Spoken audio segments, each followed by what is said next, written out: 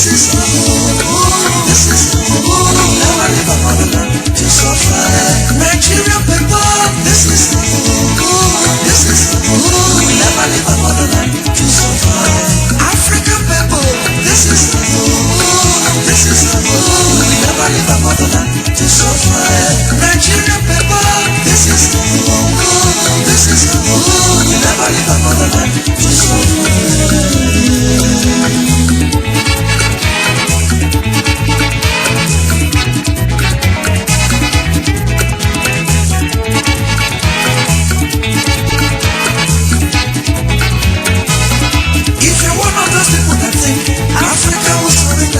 You're making a great mistake, so we're moving on.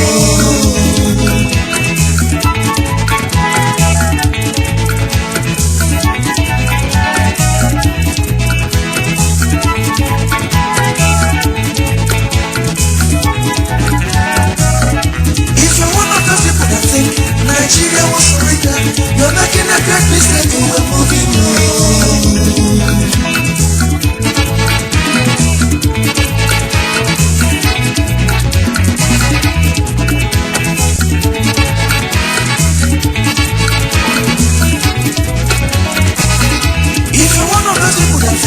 Africa will surrender.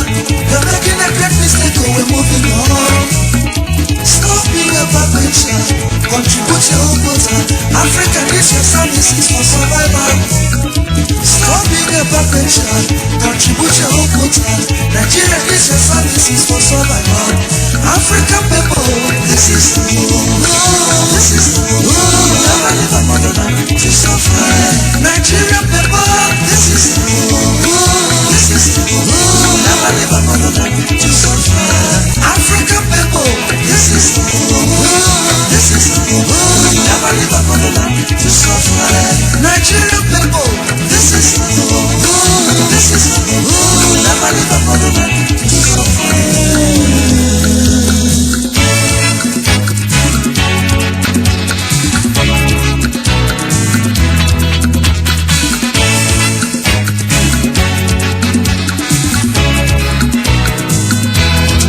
Where do we go if Africa should surrender?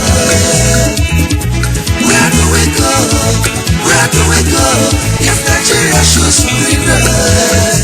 Okorojin, I got no place to go. I got no place to go.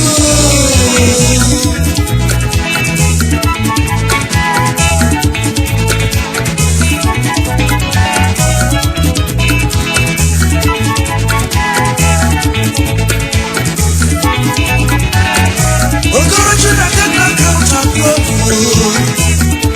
I got no house of love. Let's work together. Let's work together. And make Africa great. Let's work together. Let's work together. And make Nigeria great. A journey of the first of my skin starts with one step of union.